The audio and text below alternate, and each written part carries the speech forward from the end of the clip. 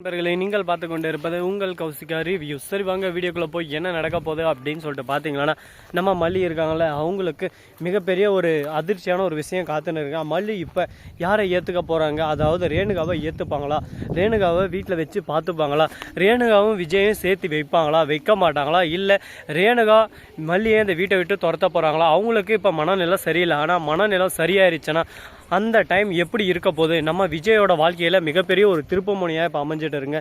விஜய்க்கு அடுத்த துணியாக யாரும் இல்லாமல் இருந்தால் விஜய் ஓகே சரி நம்ம வாழ்க்கையில் யாரும் இல்லை அப்படின்ற போது எந்த பிரச்சனையும் இல்லை. ஆனால் இப்போ விஜயோட வாழ்க்கையில் புதுசாக ஒருத்தனை என்ட்ரி ஆகிட்டாங்க. இப்போ அவங்கள அறுத்து விடவும் முடியாது. இந்த சூழ்நிலையில் ரேணுகா ஒரு பக்கம் முதல் மனைவி, மறுபக்கம் நம்ம மல்லி ஒரு குழப்பத்தோடு தான் போயின்னு இருக்குது. அதே சமயத்தில் நம்ம வெண்பாவை காப்பாற்றியாச்சு. ஆனால் இருந்தாலும் இப்போ ரேணுகாவை வீட்டுக்கு கூட்டினார தருணம் நம்ம மல்லி பார்த்தா நம்ம மல்லியோட ரியாக்ஷன் எப்படி இருக்கும், ஐயோ விஜய் எனக்கு துரோகம் பண்ணிட்டீங்களே, என் வாழ்க்கையை இப்படி ஏமாற்றிட்டீங்களே அப்படின்னு சொல்லிட்டு கதறி கதறி அழுவார்.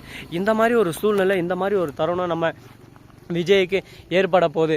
என்ன பண்ண போகிறாரு, ஏது பண்ண போகிறாரு, வீட்டுக்கு கூட்டின்னு வருவாங்களா, கூட்டின்னு வர மாட்டாங்களா அப்படின்னு சொல்லிட்டு பார்த்தீங்கன்னா, நடப்பதெல்லாம் நன்மைக்கே அப்படின்னு சொல்லிட்டு கடவுள் ஒன்றும் சும்மா சொல்லைங்க.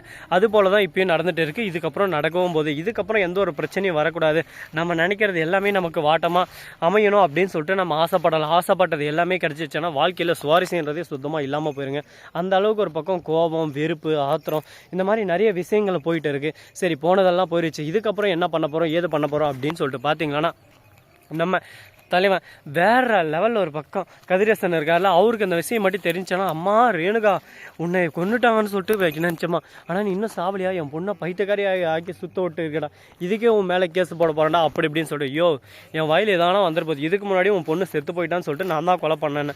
இப்போ அவன் மனநிலை பாதிக்கப்பட்டிருக்கு. அந்த சமயத்தில் அவளை எப்படி காப்பாற்றுன்னு சொல்லிட்டு தான் நம்ம அடுத்து என்ன பண்ணலாம்னு சொல்லிட்டு திங்க் பண்ணோம். அதை விட்டு நீ தான் பண்ண, அவன் தான் பண்ணான், என்னை எதனா பண்ணும், ஏது பண்ணும் அப்படின்னு சொல்லிட்டு பேசியிருந்தா இது என்னையா அர்த்தம்? இதுக்கு எதனா ஒரு முற்றுப்புள்ளி வைக்கிற மாதிரி நீ பேசுறியா, நீ பேசுறது எல்லாமே ஒரு பக்கம் எதிரும் புதிருமா இருக்கிற மாதிரி தானே பேசுற அப்படின்னு சொல்லிட்டு கோவப்பட ஆரம்பிச்சிடறாங்க. அச்சோ இதுக்கெல்லாம் கோவப்பட்டா எப்படிப்பா, கோவன்றது எல்லாருக்கும் சகஜமாக வரும், அதுக்குன்னு இப்படியெல்லாம் நம்ம கோவப்படக்கூடாது, பொறுத்திருந்து பார் உலகம் அழகாகும் அப்படின்னு சொல்லிட்டு சொல்லுவாங்க. அதுபோல தான் நம்ம விஜய்க்கு மிகப்பெரிய ஆபத்து இப்போ வந்திருக்கு. இந்த பேர் ஆபத்துலேருந்து எப்படி தப்பிக்க போகிறாரு, அவர் வாழ்க்கையை யார் காப்பாற்ற போகிறாங்க, அந்த மாதிரி தெரியாத புதிராகவும் புரியாத எதிரியாகவும் தான் சுற்றினே இருக்காங்க.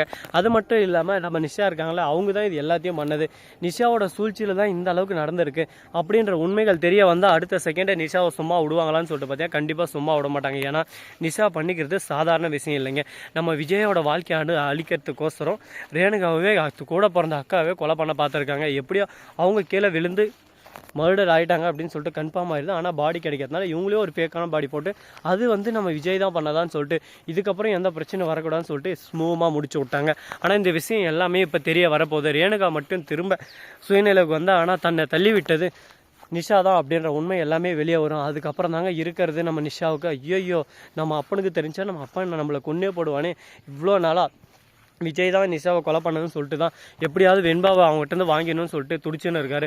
ஆனால் இந்த உண்மை தெரிய வச்சானா அதுக்கப்புறம் வெண்பாவை ஆயுஸ் முழுக்க வாங்க மாட்டார், நம்மளை எப்படி ஜெயிலில் போடுறது அப்படின்னு சொல்லிட்டு அடுத்தபடியாக தான் யோசிக்க ஆரம்பிக்குவார். இப்போ நம்ம என்ன பண்ண போகிறோம், ஏது பண்ண போகிறோம்னு சொல்லிட்டு தெரியாமல் இருக்காங்க. ஒரு பக்கம் நம்ம அன்னபூர்ணி இருந்து என்ன மல்லி சோகமாகவே இருக்கா, தெரியல, விஜய் ஃபோன் பண்ண விஜய் ஃபோனே எடுக்கல, திடீர்னு ஃபோன் பண்ண நான் வரத்துக்கு 2 நாள் ஆகுன்னு சொல்லிட்டு வெஸ்ட்டாரு, என்ன நடக்குது ஏது நடக்குது எனக்கு ஒன்றும் புரியல, குழப்பமாக இருக்குது. ஆனால் நாங்கள் கரெக்டாக வந்தபோது யாரோ ஒரு லேடியை பார்த்து அவர் ஷாக் ஆனார், அவர் ஃபோட்டோ எதனா இருக்கா அப்படின்னு சொல்லிட்டு கேட்குறாங்க.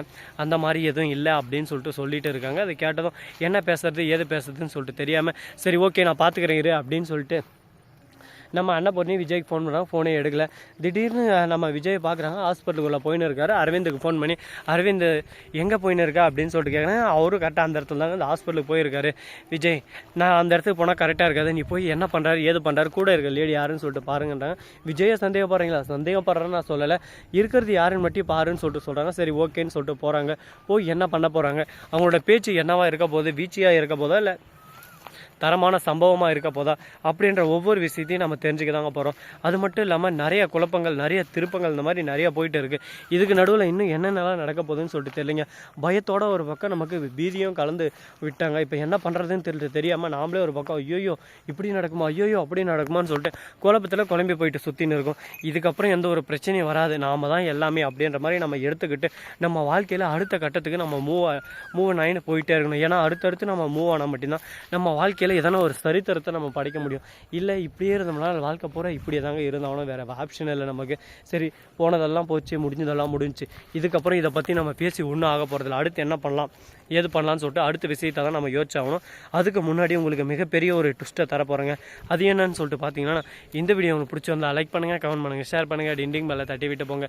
அப்போ தான் நாம போகிற அடுத்த வீடியோ உடனுக்குடன் வரும். மிக்க நன்றி. தேங்க்ஸ் ஃபார் வாட்சிங். Tata, see you. நன்றி, வணக்கம், வந்தனம், வருக, தருக.